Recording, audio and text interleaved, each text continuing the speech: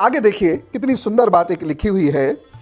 वह नगरी जड़हन धान के चावलों से भरपूर थी, यानी उस वक्त चावल है और दो प्रकार का चावल है, जड़हन चावल, अघन चावल।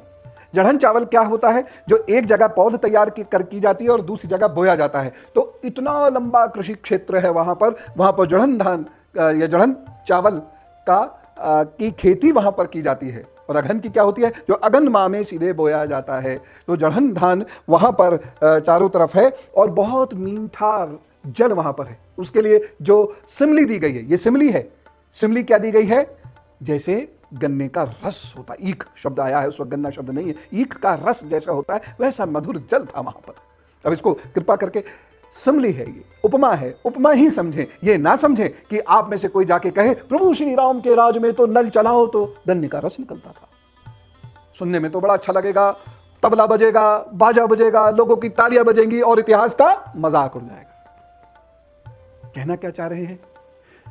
दरअसल नदियां उस वक्त अपने पूर्ण श्रृंगार में है।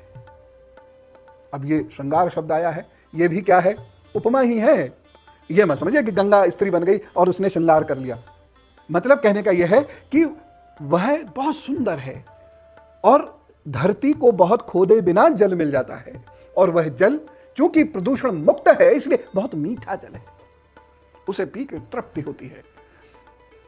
मैंने ऐसे कई स्थानों पर जल पिया है जहां जल पीने के बाद भूख ही नहीं लगती, भोजन की आवश्यकता ही नहीं होती। तो राम राज्य का ऐसा मधुर जल है और वहां पर लोग नाना प्रकार के वाद्य यंत्र बजाते हैं। गांधर्व विद्या इसको बोलते हैं।